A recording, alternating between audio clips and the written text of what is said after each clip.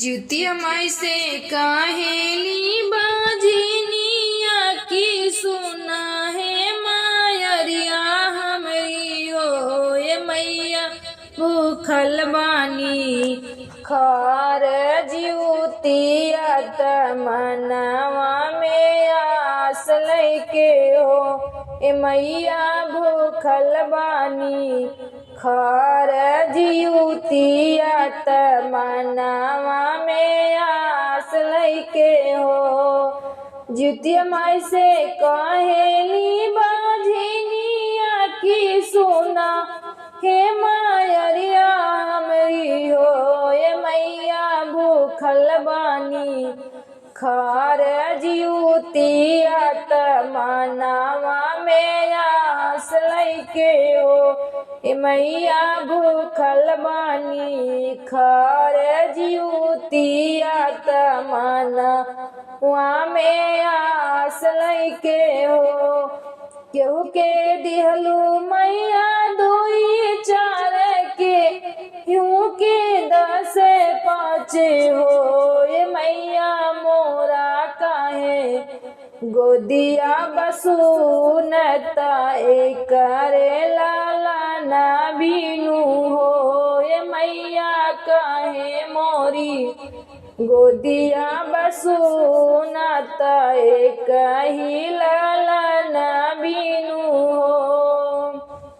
तू ही तहाऊ जीवन दानी मैया कुलवा बढ़ावेलू हो।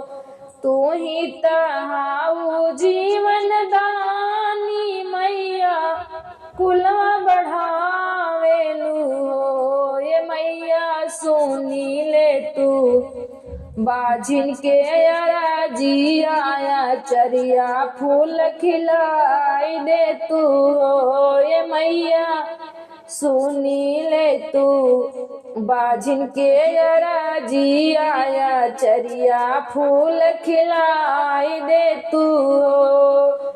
तू ही ये मैया चिलो के लाला नाया मारे कैलू हो हे मैया सियारिन के भरी दिहलु गोद नौआ बाझिन के मेटाई दिहलु हो ए मैया तू ही भरी दिहलु सियारिन के गोद नौआ मिठाई दिहलु हो।